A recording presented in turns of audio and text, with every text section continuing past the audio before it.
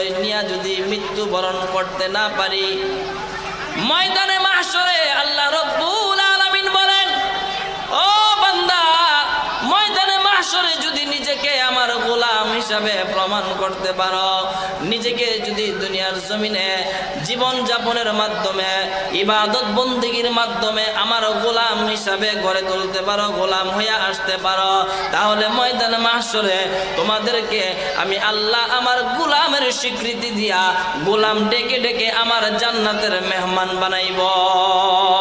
সুবহানাল্লাহ।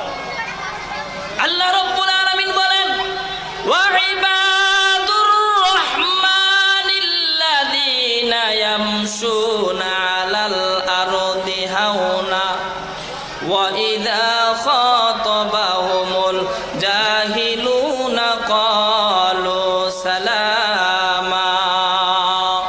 নিজেকে গোলাম বানাও। এ মুসলমান, নিজে নিজে একটুখানি চিন্তা করবেন, আল্লাহ তাআলা যে বলছেন আমাকে গোলাম হওয়ার জন্য, আমি কতটুকু গোলাম হতে পেরেছি, আমার আত্ম অহংকার কতটুকু আমি বিসর্জন দিতে পেরেছি। আমাদের অহংকার, গোলাম যে হবে, গোলামের মধ্যে কোনো অহংকার থাকতে পারবে না, হিংসা থাকতে পারবে না, কোনো তাকাব্বুরি, হিংসা বিদ্বেষ অহংকার নিয়ে গোলাম হওয়া যায় না, ঠিক কিনা? নিজের আমিত্ব আর পুরুত্বকে যদি না মিটাইতে পারি, নিজের মধ্যে যদি নম্রতা না আনতে পারি গো, তাহলে গোলাম হতে পারবো না। এই জন্যে আল্লাহ তাআলার গোলাম হওয়ার জন্য নিজেকে কিভাবে বিলীন করে দিতে হয়, কিভাবে গোলামি করতে হয়, আল্লাহ তাআলার গোলামের একটা পরিচয় ইমাম শিহাবুদ্দিন কালুবি রহমাতুল্লাহ আলাইহি তিনার কিতাবের মধ্যে একটা ওয়াকিয়া বর্ণনা করেছেন। একজন মালিক বাজারের মধ্যে গেছে গোলাম ক্রয় করার জন্য।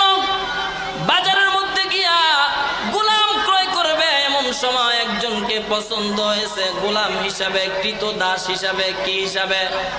একটু জোরে আওয়াজ দিয়া বলেন, কি হিসাবে?